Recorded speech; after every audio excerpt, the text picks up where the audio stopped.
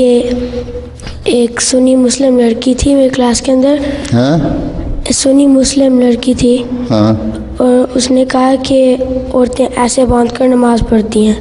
ایسے کر کے ہاتھ ایسے کرتے ہیں؟ نہیں، اس نے کہا کہ ایسے کر کے ایسے پڑھنا چاہیے.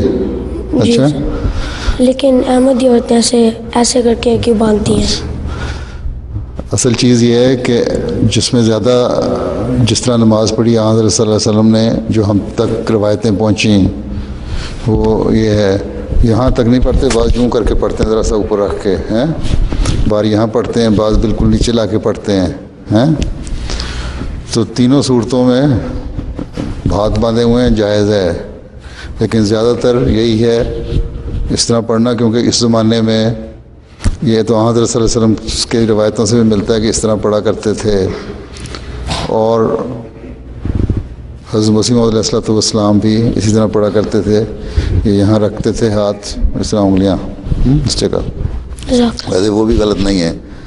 باقی دنیا میں ایسے لوگ بھی ہیں جو مالکی فرقے کے لوگ ہیں نا، افریقہ میں بہت زیادہ ہیں امام مالک کے ماننے والے، وہ ہاتھ باندھتے نہیں، وہ ہاتھ چھوڑ کے نماز پڑھتے ہیں.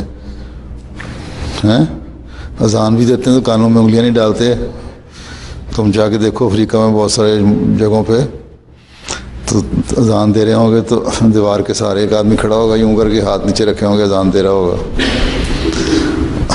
تو وہ اس لیے کہ حضرت امام مالک کو پہ جو ظلم ہوئے تھے اس کی وجہ سے ان کے ہاتھ معذور ہو گئے تھے، اٹھا نہیں سکتے تھے.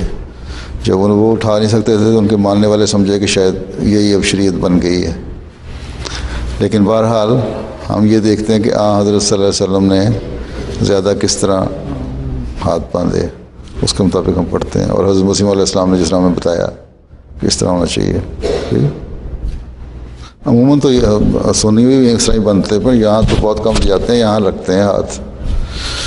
عورتیں عموماً میں نے دیکھا ہے، عورتیں اوپر کر لیتی ہیں ہاتھ.